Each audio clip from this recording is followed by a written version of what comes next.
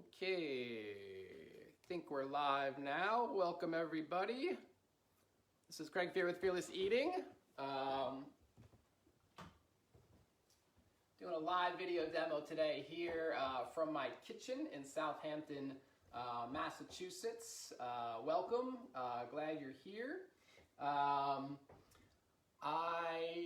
just want to wait one more minute for some people to join in case you don't know, I'm doing a demo today, a cooking demo for how to make a classic New England fish chowder. Really excited to make this. Got everything kind of set up, ready to go here.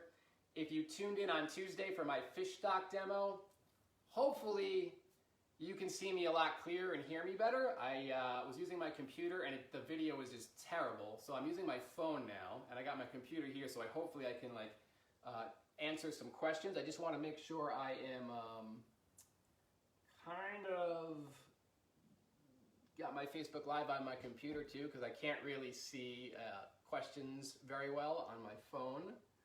So let me see if I can see myself here and then we'll get going. I think I see myself a little bit. All right, there we go. Okay, thanks, Lynn. Lynn's telling me it sounds good. So I had a little problem with the sound last week too. Hi again, Peggy. How are you? Good to see you again. So I'm going to be making a classic New England fish chowder today. And if you're on my newsletter list, much better. Good, Peggy. Okay, great. Thank you. I emailed out some ingredients and some preparation steps so that we can make this together. I'm curious if anyone wants to comment, is going to be cooking along. If not, you can just watch and certainly, you can make it later on your own time. Chowder, what I love about it is just so easy. It's not something too many people make at home anymore. Some people do, but something you typically get in a restaurant as an appetizer. But you wouldn't believe how easy it is. So this is going to come together very quickly, but I'm going to talk you through a few things. I want to talk you through the ingredients, what I got all set up here. There's basically when I talk about a classic New England fish chowder, there's pretty much two things for me that make what I consider it classic. So you got 6 kind of basic ingredients in pretty much any chowder, but fish chowder, clam chowder. We're making a fish chowder today. I'll go through the ingredients in just a minute, but the 2 essentials to me are a fish stock and of course local New England fish. So let me just talk about the fish stock real quick. I did a fish stock making demo on Tuesday and I have my fish stock here ready to go. And it's really like kind of it's the best stock to use for a really wonderful, really classic kind of fish flavor that's going to come through in the stock or in the chowder. It's going to have what we want is a pronounced fish flavor. Now when I say fish, I don't mean fishy. A lot of people kind of associate fishy with kind of off-putting or gross. It should be a fresh fish flavor. And when we make stock ourselves, we can make a nice fresh fish flavor as opposed to boxed broths and stocks, which not a big fan of in the seafood world. I did say on Tuesday, and for those of you who might be cooking along, that if you wanted to use chicken stock instead, it's a good substitute. It's not as good as fish stock, but it makes a suitable substitute. You'll see a lot of chicken stocks, chicken broths in place of seafood stocks and recipes. It'll work, but ideally, fish stock matches with the fish flavor and it really kind of comes through. And then the other essential ingredient is nice local New England fish. Typically cod or haddock is used. I have haddock today. A nice flaky kind of white fish, but you can use any white fish for a chowder. A good flaky white fish like haddock, pollock, hake. Those are really great because they're going to cook really quickly in the chowder, and you don't even have to chop them up ahead of time. I got whole fillets here. You don't even have to chop them ahead. You can just add them. They're going to cook right in. They'll kind of flake apart in the chowder. Very simple. All right, so we're ready to go. Let's go through the ingredients. We'll put it together. You'll see how quickly it all comes together.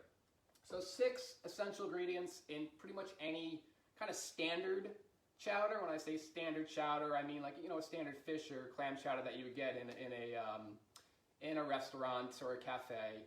I'm in the process of writing a book on New England seafood soups, and I have a chowder chapter in which there's going to be 18 different chowders. So you can do all sorts of creative, fun things, use different combinations of fish and shellfish and all sorts of different things you can do. There's different regional styles around New England, but the style that most people are familiar with, that's kind of become iconic and associated with New England, is these 6 basic ingredients. So let's start with the first one, which is bacon. So I got my bacon here, and if you were cooking along, you saw that I mentioned to try to get the fattiest bacon you can. Fatty cuts, fatty slab bacon, not like the thin, meaty strips. So I got a nice, look at those nice streaks of fat there. And the reason we want fatty bacon is we're going to cook it over low heat, and we're going to render that fat out. We want that cooking fat to cook the onions, which we're going to add. It's going to add flavor, and it's going to be a cooking fat. So bacon's number 1. Then we got onions, kind of standard, kind of yellow onions are great to use. And then we got, of course, our stock, which we've talked about. A nice fish stock, if you can't do it, a chicken stock. Potatoes. Now, I did pre-cook the potatoes so that I could just kind of add it in. I don't have to wait for it to cook 10 to 12 minutes. It'll be too much downtime. Hopefully, if you're cooking along, you'll have those potatoes pre-cooked as well. I kind of did mention that in the instructions. That way, you'll be able to put it together real quick. It'll just warm up. And but good potatoes and medium starch potatoes. You don't want like baking potatoes. I'm sorry if I didn't mention that in the ingredients for those who are cooking along. You really don't want russet. It's not the end of the world. You can use russet, but those are typical baking potato. It'll fall apart in the chowder a little bit. You want a potato that holds its shape when you cut it up. So a medium starch potato, like a Yukon Gold I got here. Any size, you can chop them up into any way you want. What I love about chowder, you don't have to be real specific. Chop the onions and potatoes real rough. It doesn't matter. Usually about like potatoes, I got like bite-sized cubes. You can cut them bigger, a little bit smaller, whatever you want. So red potatoes, Yukon Gold potatoes, those are great for chowder. And then we got, of course, fish. Ideally, if you're making a fish, New England fish chowder, you want local New England fish. I got a nice local wild haddock. And cream. I'm a big fan, big emphasis on cream, not milk. Half and half is okay, but you really want a nice, the cream with the fat content is going to give a nice flavor. We don't add a lot, just a little bit, a cup to 2 cups, and then a little bit of salt at the end. And we got a few herbs I'll be showing you as well. So those are the basic 6 ingredients that are combined in classic kind of fish and clam chowders all up and down New England. Everyone's got different opinions on, different combinations of things, the consistency. A lot of people get really heated about different types of regional chowders. It can get quite interesting. People are really into their kind of what they grew up with. Like, that's the right way. The way we did it on Cape Cod. The way we did it in Maine. No, this is where it's the right way. My philosophy is if you use real good quality ingredients, you can't go wrong however you like it. And I will say, as far as fish chowder goes, I am not a fan. I do not like to thicken fish chowder. I am going to thicken it as a demo. I have a specific way I do it today, but it's optional. I'd actually prefer, if you're cooking along or you watch this, that you don't thicken it. And the reason is because if you make your own fish stock, which I did on Tuesday and I'm using today, you want that, you spend a lot of time making that fish stock. In many ways, that's maybe the biggest step. And you want that flavor to come through. If you add flour or these thickeners, you can really dull that fish stock flavor, and kind of becomes it's really easy to have it be a little too pasty, a little too sludgy. It becomes, to me, a little bit too much of like a potato-rich soup and not enough fish flavor. Clam chowder, you can get away with a little bit more thickening because it's such a stronger flavor with clam broth and clams, whereas fish is not quite as briny. So I don't like to thicken it. And it's still going to be a nice, kind of stew-like rich chowder. But I'll show you an optional method as we get going if you wanted to thicken it a little bit so that you can control the thickness and not over-thicken it. Sometimes we use flour, we add it in the beginning, and you add a little too much, it over-thickens it, and then you dull the whole flavor.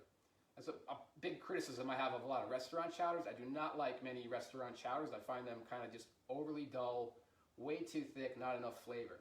See if I got any more questions coming in. see them on my phone, but I don't see them on my computer, unfortunately. I'm learning as I go here. I haven't done too many of these Facebook lives from my kitchen, so I apologize if I got questions coming in. If they come in, I'll check later and I'll comment later on. But please ask questions and I will answer them later. All right, so let's get going. Here we go. First step is you want to render the bacon. So put all the bacon in. I'm going to put my bacon in, and then you want to turn the heat to like medium-low. Let me get this going here. I need to do my low to medium-low. That's kind of important. I know all of our stoves are a little bit different. We might have a gas stove or an electric stove. Do not put it too high. You want to, what we're looking to do here, kind of like fit it all evenly so that the bacon's not falling on top of each other. We want the bacon to really hit the bottom of the pot. And we want it on a pretty low, like medium low about. And we're really just kind of rendering the fat. We're not like crisping up the bacon. This is going to take a few minutes, so I'll kind of talk through this a little bit. This is going to like get the bacon fat to kind of ooze out, to render out. And then we want about, 2-3 tablespoons of that. And this is why we want fatty bacon when we make chowder. If it's too thin, if it's too much meat on it, it's just going to kind of burn. And you do want to watch it to make sure it doesn't start getting too brown. You don't want to burn it. You just want to cook it very gently so that kind of fat starts oozing out. So this is going to take a few minutes. There will be a little downtime as this kind of happens. See if there's any other questions. I'm just going to try something here.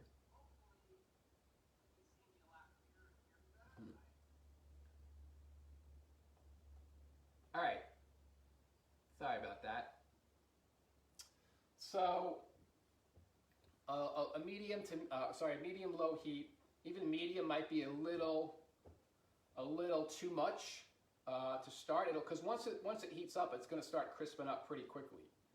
Now, once the fat starts coming out, again, watch it. And once you get a little bit of that kind of fat rendering out, we're going to remove the bacon. Some people leave it in. It's up to you.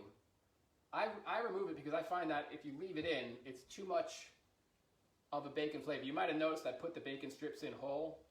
If I was going to leave the bacon in, I would have kind of chopped it up into I would have diced it up a little bit more. I think I said in the instructions to dice them. If you diced it, that's okay. We're going to remove it once the fat starts rendering out. I can start hearing it crisping up now. But if you want a really heavy bacon flavor, I don't think that's great. You can leave it in there. I'm going to remove it. And then what I'm going to do is, because it's not fully cooked and I've just rendered the fat out, I'm going to put it in put it in the toaster oven. You can put it in your oven, toaster oven, and crisp it up after the fact. And then I'm going to preserve that. And what I'm going to do is chop it into bacon bits and then put it on later, so I can kind of control. Each person can. Control how much bacon flavor they want. Some people love it, some people don't. Getting it going here a little bit. And interestingly, bacon's really only like a kind of a 20th century thing. Before the 20th century, people didn't really use bacon, they used salt pork. And salt pork is not quite as a smoky flavor. And if you ever like old school kind of chowder heads, people are really passionate about chowder. A lot of old school folks really prefer salt pork. Salt pork is basically salted part of the pork, the fatty part of I think that's the pork belly that's salted and preserved. I've used it before and I actually prefer it to bacon. However, it's hard to find really good quality salt pork in stores. You might find one, if you're lucky, in supermarkets. You might even have to ask, do you have salt pork? Where is it? And it's like hidden amongst the legion, 10, 20 different types of bacon today. You might find one, but it doesn't, from what I've read, it's not quite the same as traditional artisan types of salt pork. But people used to use salt pork. Saltier than bacon, but not as smoky. And some people feel like bacon is actually we don't like the smoky flavor of chowder. I do. I mean, it's subtle. It's not like a dramatic difference. Most people today use bacon and bacon's fine. But again, this is why I'm going to remove it. crisp it up, make it into bacon bits, so I don't want too much of a heavy bacon flavor. The fat will give it a little bit of a bacon flavor. You see, this is actually going really fast, and I actually have to lower the heat a little bit because I can see it crisping up a little. Once it starts to, that fat comes out, you can kind of, turn it a little bit, get both sides of the bacon going, and just kind of watch it so that it doesn't burn, and you'll see the fat starting to, you'll hear the sizzle, you can hear the sizzle. I'll just go another minute or so. And then we're going to add in the onions, and you'll see this is going to start to come in together really, really quick. Any other questions? I don't know if my computer is just not updating it in real time. If you're out there and you're watching, just say hi. I'd love to see if anyone, don't be shy. Just make a comment. Okay. All right, so just about good. So I'm going to remove the bacon. I just got some tongs. I'm going to put it right in here. And then I'm going to put this bacon right into the oven. I got a little toaster oven. And I'm going to crisp it up and use it for bacon bits. So I'll be right back.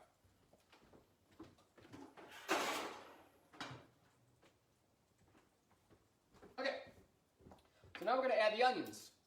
And your onion's about one onion, one large onion, two medium small onions. I've got that chopped and ready to go. Just going to put it right in here.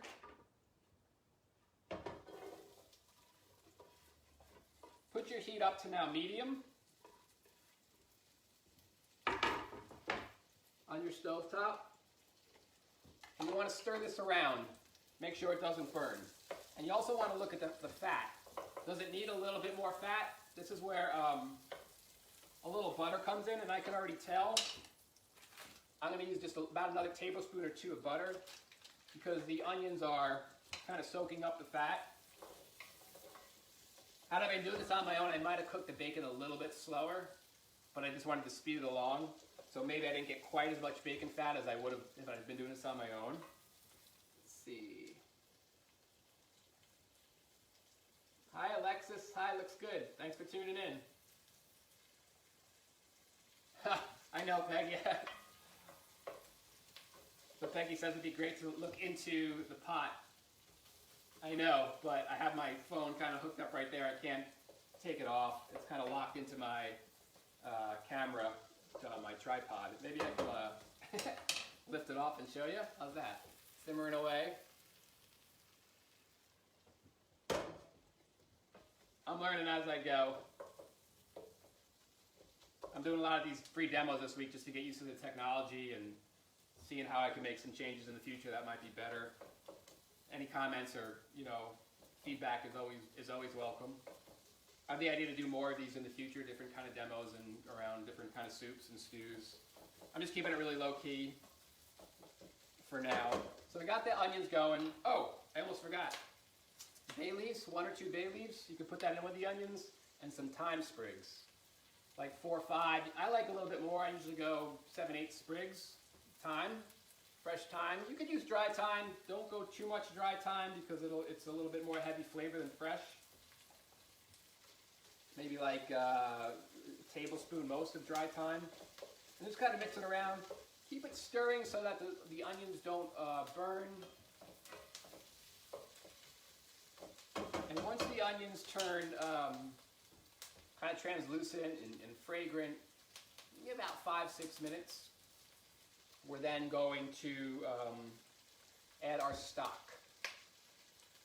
And then I've actually got the stock, my stock, kind of warm. I have a little bit warming over here, just so that it'll come together a little bit quicker. But have your stock ready if you're cooking along. We're going to add that. And again, about 4 cups, a quart of fish stock. I'm cooking a little bit more today just for myself, because I had a little bit more cooking for a bunch of people, some housemates and stuff tonight, so making a bigger portion. Maybe just 1 more minute. I'm actually going to add just a little more butter. It is kind of browning a little bit. You don't want to brown it too much. If it just starting to brown, just kind of scrape those bits off a little bit. Okay, Peggy says this is a very long learning curve. Chowder's so easy. Just once you do it a few times, you get the hang of it. It's so easy. You can follow this basic formula every time. Bacon, saute it, onions, and some herbs. Now we're good. We're going to add the stock in right now. So I got my stock it's warmed up a little bit here. So I'm going to add the stock in now. My fish stock, again, if you have chicken stock, that's fine. It's better than just water. You can use plain water. The early chowders of the colonial era, they didn't even have stocks. They used water. Chowders were a little different back then, but you could. It's just not going to be as kind of richly flavored. So this is why we really want our own stock. So I got my stock here. I'm just going to add it right in.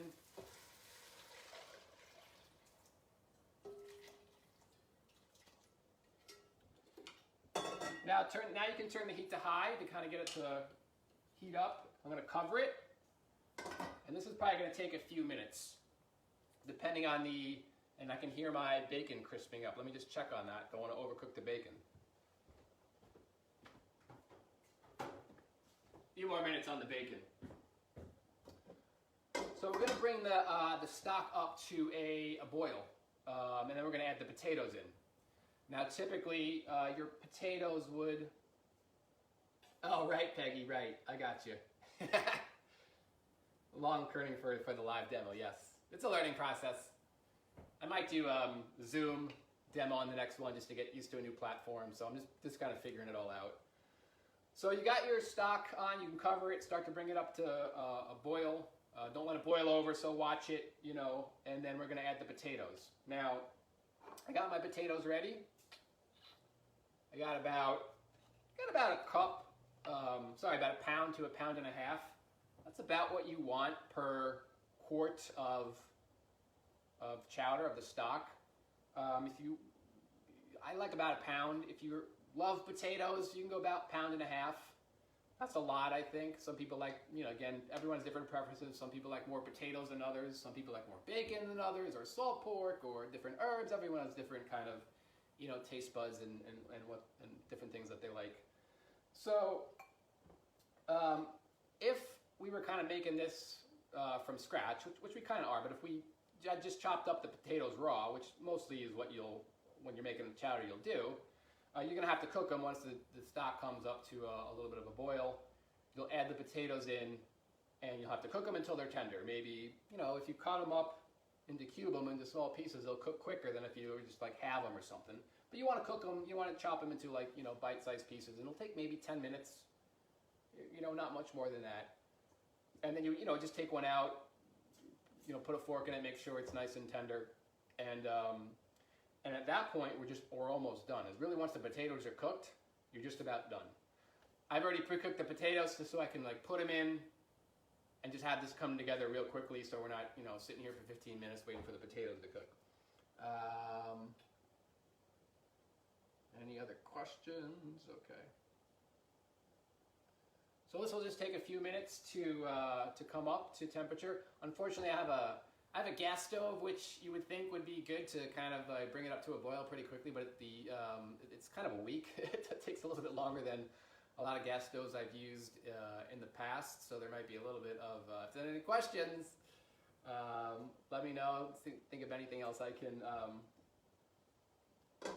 talk about. But once the potatoes are in, we're going to be pretty much ready to go.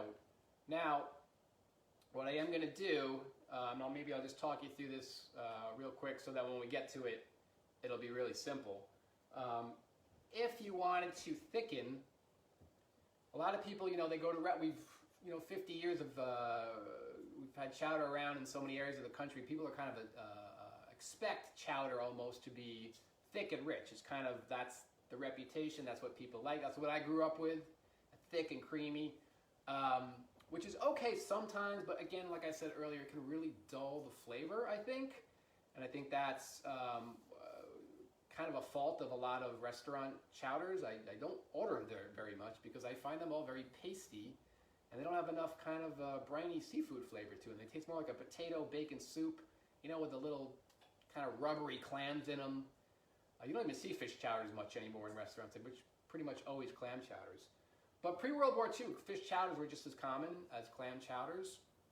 And if you wanted to thicken it, there's a number of different ways you can thicken. Just keeping an eye on this.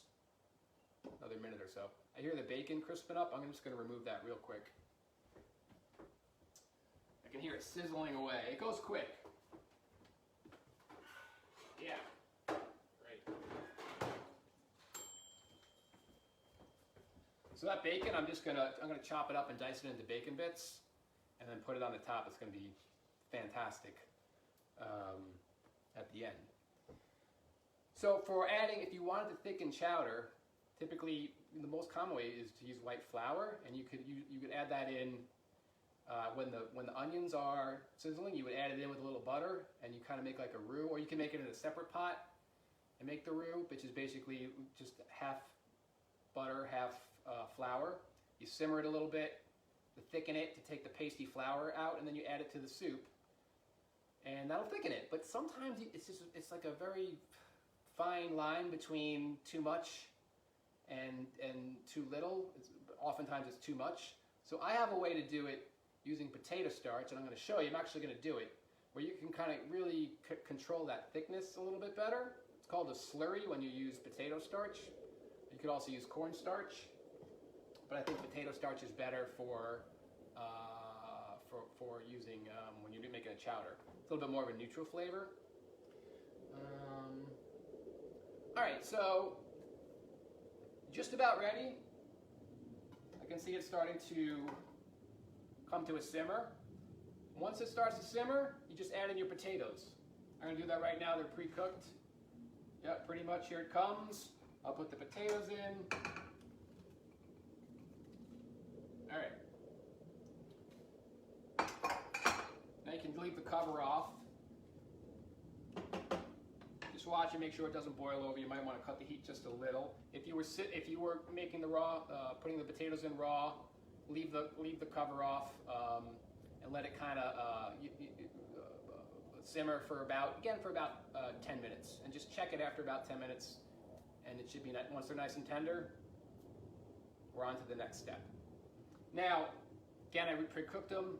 We're ready to go. I want to show you now how I recommend thickening a fish chowder, which is a little bit different, and that is to use a little potato starch. It's called a slurry, and this is where you kind of add it instead of at the beginning with a roux. You can add it at the end, and I think you get a little bit more control out of the thickness. If I was doing this on my own, I wouldn't do any potato starch.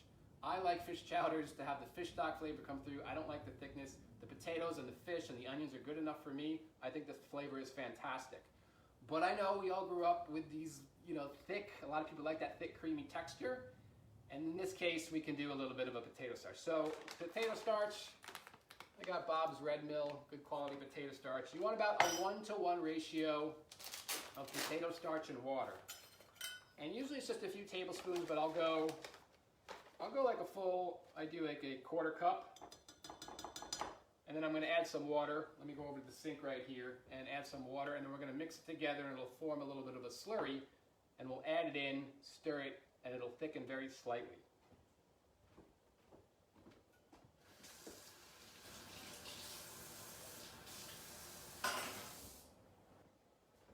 All right, so I got my little, you can see it's just like a little mixture. I'm just going to mix it up with a little kitchen. I'm just using a fork. Just mix it really good.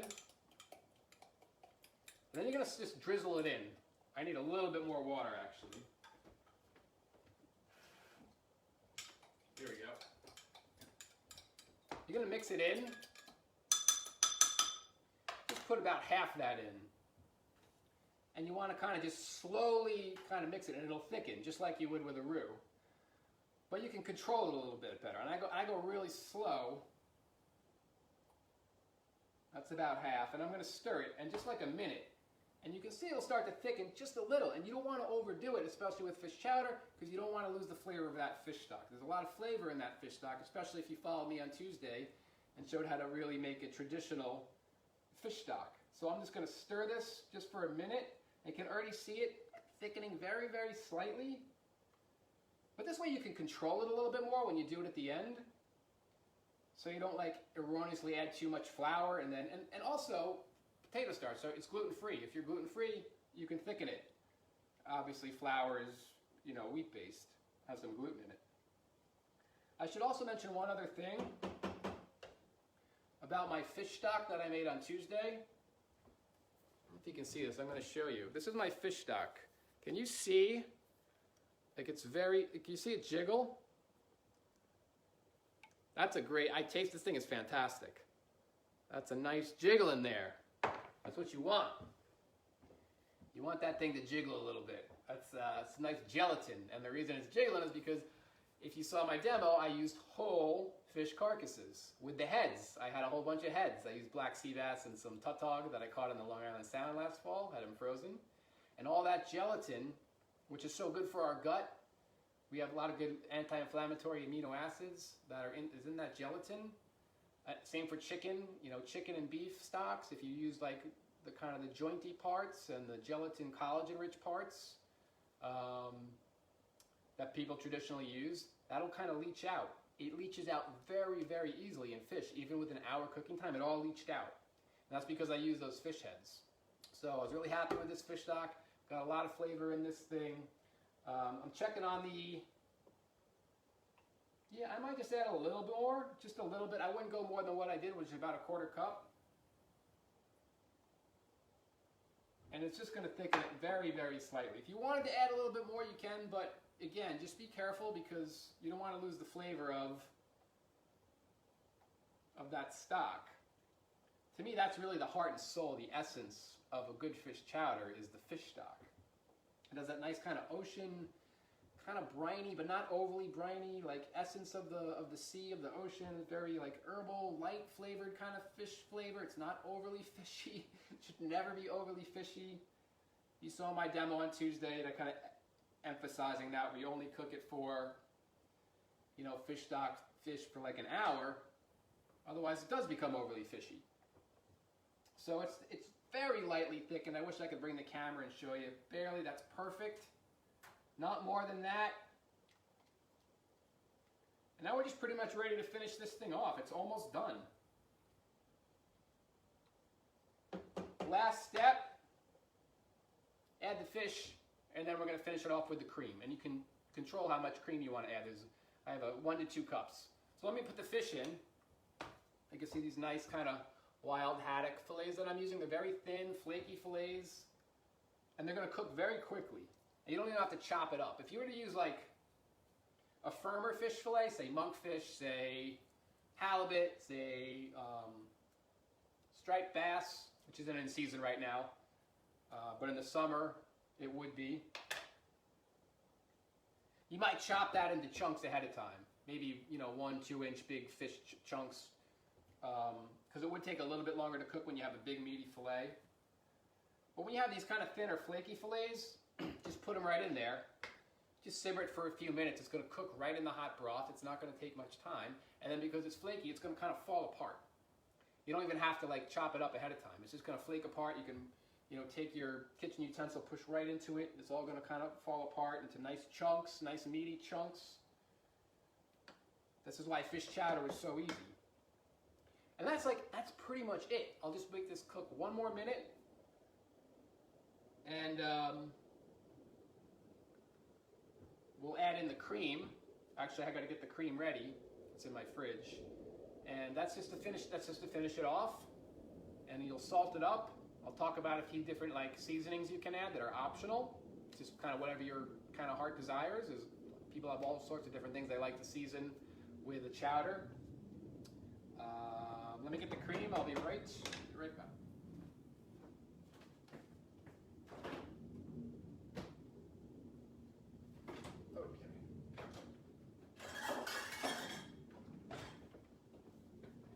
While the fish is cooking, let me just talk about the dairy real quick. You get a lot of different opinions on dairy. I'm a big proponent of good quality, the best quality dairy you can get. Today you can get decent quality dairy in stores. I got this nice, I live in Massachusetts, I get this Hylon heavy cream from grass-fed cows.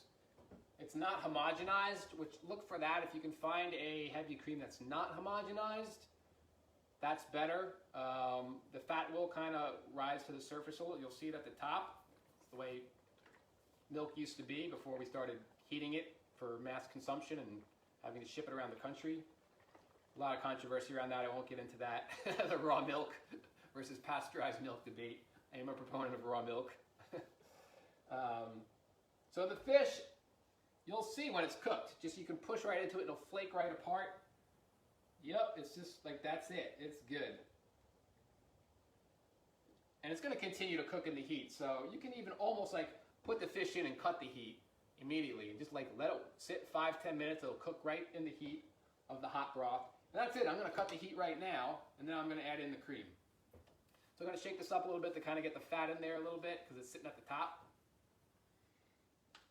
You don't need a lot of heavy cream. I would recommend heavy cream over half and half. You can use half and half, but you really want the fat. That's where a lot of that flavor is in a nice chowder.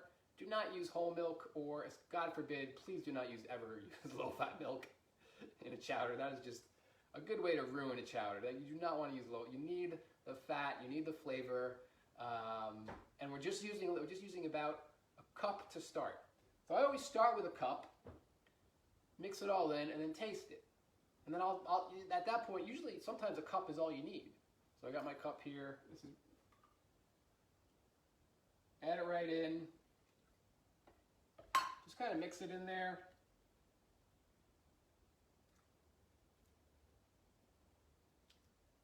Yeah, nice beautiful fish chunks in there. Looks great. The thyme sprigs I put in whole, I just leave them in there. Later on you can fish them out if you want. The thyme leaves will continue to like cook and fall off and kind of infuse the chowder. Just leave them in there. And now just give it a little bit of a taste. And you're really close to the finished product here. You might just add a little salt at the end here, but you'll get a sense like, do I need more cream? Do I need a little bit more? Is one enough? I feel like I need a little more. Sometimes, depending on the chowder recipe I'm making and the ratio of the ingredients, which could vary a little bit, 1 cup's enough. Today, I feel like I need a little bit more. Maybe I'll just add another half cup at a time. And again, it's up to you. It's up to your taste buds. You get it right where you like. And then and that's it. I wish I could show you. I'd bring the camera over here. Maybe I could. I don't want to spill it. I got to come up with some new video system to kind of be able to kind of show you overhead as well. Maybe I might need 2 phones in the future. I'll worry about that later. But that's it. I mean, that's how simple it is.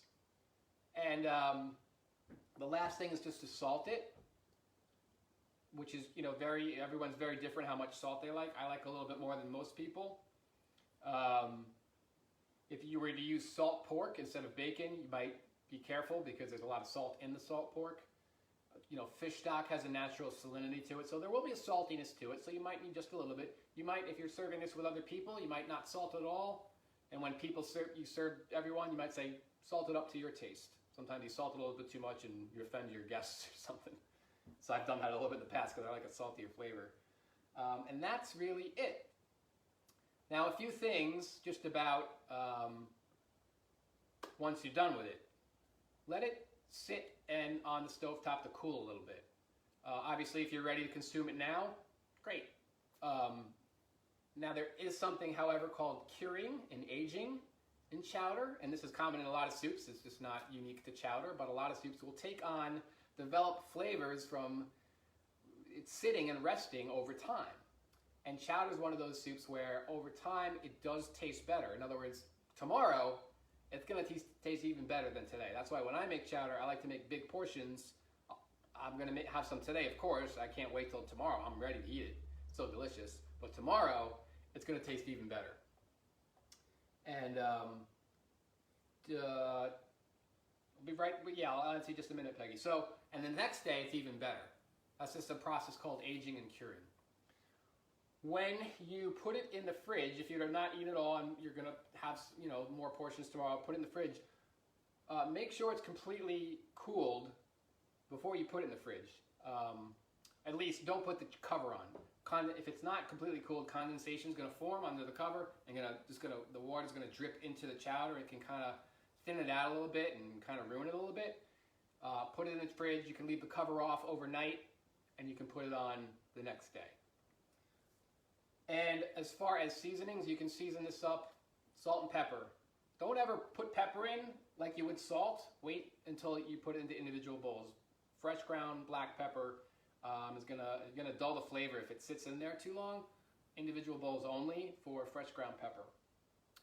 Chives, parsley is great. Chops them up, put them in, are great accompaniments, great garnishes. Some people like a little hot sauce. I don't. I love hot sauce, but in chowder, not really. Some people like a little squeeze of lemon juice. I don't. I don't like citrus. Some people do. What else is there? Oyster crackers, different types of crackers, whatever you like, are great, of course, in chowders. So, Peggy says, do you allow it to boil again?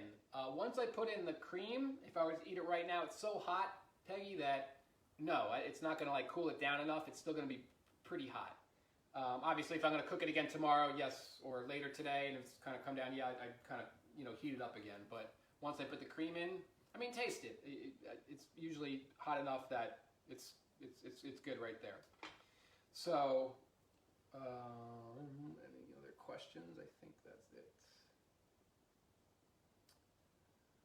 So I think that's it.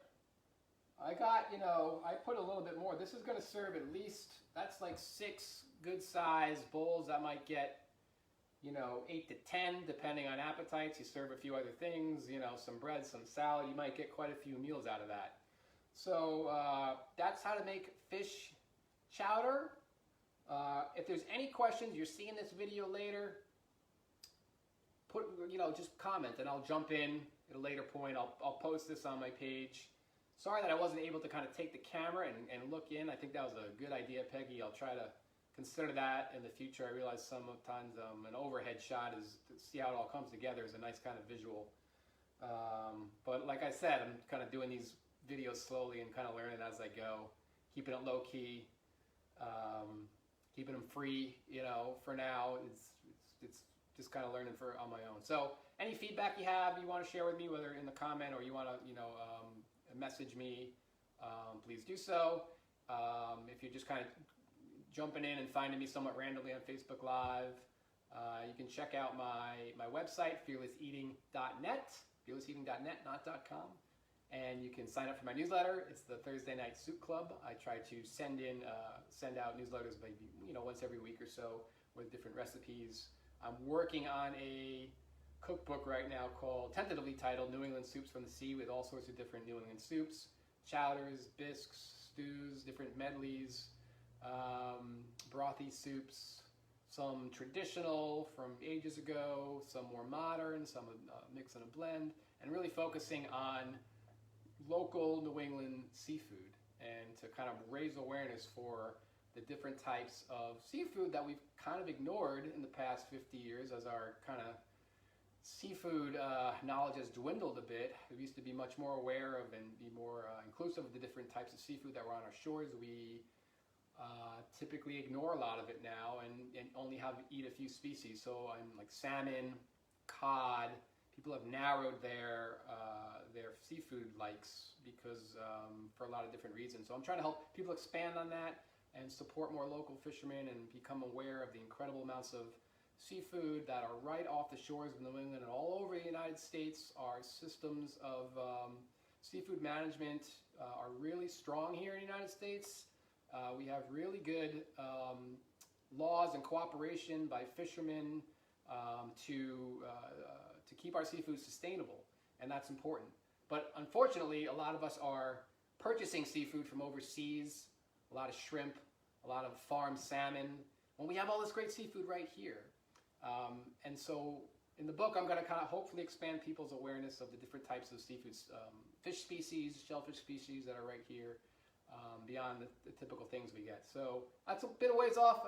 Still working on it, but if you want to join my newsletter, I'll let you know when it's out. I'm sharing recipes as I go. This is just one of them. So Peggy says, can you freeze chowder? Yes, but I would not recommend it. Pretty much no. Meaning you can, but the cream will curdle. The fish turns soggy. Chowder is not something you want to freeze. So when you're making it, plan out. Make sure however much you make, you're going to eat it within about probably 3 to 4 days. Most people say 3 days. I've gone a little bit longer, but make sure you whatever you make, you're going to go through it. I'll be having this probably for at least the next 2-3 days, easy. So I think that's it. I hope it was helpful. Any feedback, any comments, please let me know. Very simple, classic New England fish chowder. Great recipe for the wintertime. Really hearty, rustic, very simple. And I think I'll sign off there. Thank you for Peggy, mostly Peggy, for the questions and the comments. And I'll share this. I'll put this up on my page, and you can kind of watch it again if it's helpful. And if you join my newsletter, I'll probably share a recipe with all the instructions at some point in the next week or two. All right, everyone, thanks for tuning in today, and I hope to see you again on Facebook Live or some other platform soon. Have a great day, everyone.